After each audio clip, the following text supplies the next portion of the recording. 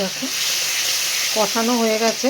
আমি কিন্তু মাছগুলো ভাজিনি, কাঁচা মাছ, মাছটা খুব বড়, তাই মাঝখান দিয়ে আমি পিস করে নিয়েছি।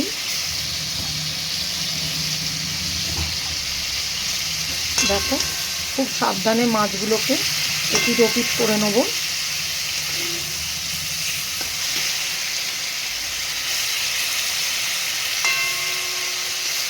দেখতেই পাচ্ছ। এবার অল্প করে জল দিয়ে দেবো। তো দেখো জল ঢেলে মাছগুলো দিয়ে দিয়েছি। এবারে ঢাকা দিয়ে দেবো 2 মিনিটের জন্য। দেখো এবার দিয়ে দেবো 3-4টে গোটা কাঁচা লঙ্কা। আর যেহেতু বলেছি ভাজা জিরের গুঁড়ো দিয়ে এটা ভাপা হবে, তাই জন্য দেখো এই ছড়িয়ে দিলাম ভাজা জিরের গুঁড়ো।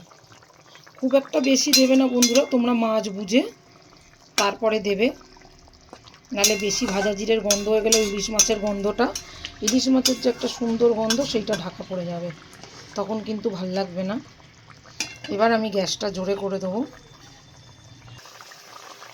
মাছের ঝোলটা রান্না হয়ে গেছে। এইবার দেখো সামান্য একটু ময়দা গুলিয়ে রেখেছি, দিয়ে দিলাম ঝোলের মধ্যে। তাহলে আর ওই পাতলা টেলটানালিটা হবে না, খেতেও দারুণ টেস্ট হবে। এবার ঢেলে ফেলবো পাত্রে। ইলিশ মাছটা হয়ে গেছে।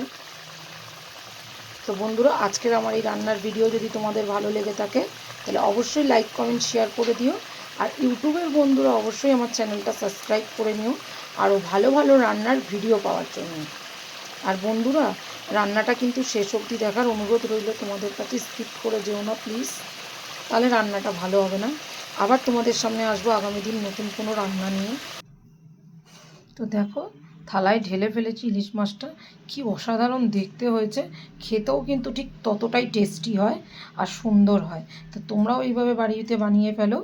জিরে বাটা আর দুধমান কচুর পাতা দিয়ে ইলিশ ভাপা, অসাধারণ খেতে।